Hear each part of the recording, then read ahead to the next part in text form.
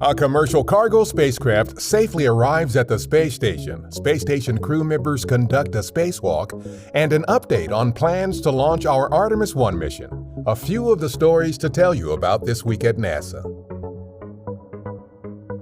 A SpaceX Dragon cargo spacecraft docked to the International Space Station on July 16th, 2 days after launching from our Kennedy Space Center. The Dragon delivered more than 5,800 pounds of cargo, including nearly 2,500 pounds of scientific research.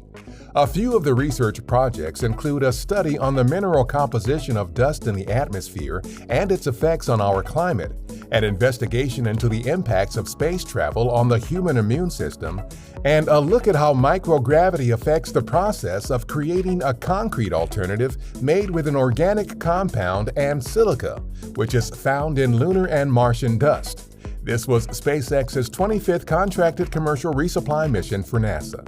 On July 21st, Oleg Artemiev of Roscosmos and Samantha Cristoforetti of the European Space Agency conducted a spacewalk outside the space station to continue outfitting hardware on the Nauka multipurpose laboratory module, including the installation of platforms around the European robotic arm. Nauka and the European robotic arm were launched to the station last July from the Baikonur Cosmodrome in Kazakhstan. NASA leaders provided an update July 20th on plans to launch the uncrewed Artemis 1 flight test around the Moon with our Space Launch System rocket and Orion spacecraft. While the agency has not yet committed to a formal target launch date, August 29th, September 2nd, and September 5th are the dates currently on hold as potential launch opportunities. These dates help engineers manage the schedule and build mission timelines while work to prepare the rocket, spacecraft, and ground systems for the flight continues. For updates, follow along on NASA's Artemis blog at blogs.nasa.gov/Artemis.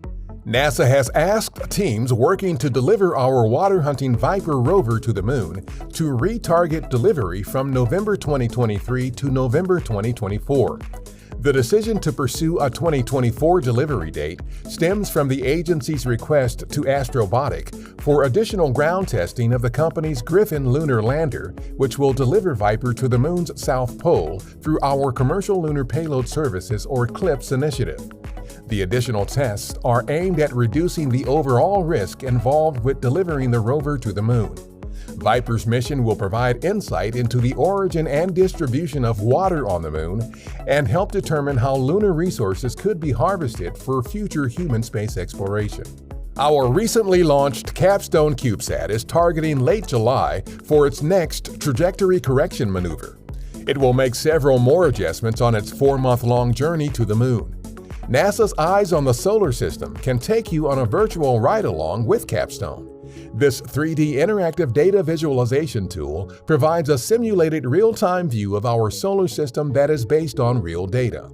The positions of the planets, moons, and various spacecraft, including CAPSTONE, are all shown where they are right now. It is one of several interactive web apps you can check out at eyes.nasa.gov. On July 20th, we recognized the 53rd anniversary of the Apollo 11 moon landing. On that date in 1969, NASA astronauts Neil Armstrong, Buzz Aldrin, and Michael Collins made history. While Collins orbited the Moon in the mission's command module, Armstrong and Aldrin safely landed the Eagle lunar module in the region of the Moon known as the Sea of Tranquility. They later exited the lunar lander to become the first humans to set foot on the surface of the Moon. That's what's up this week at NASA. For more on these and other stories, follow us on the web at nasa.gov/Tuan.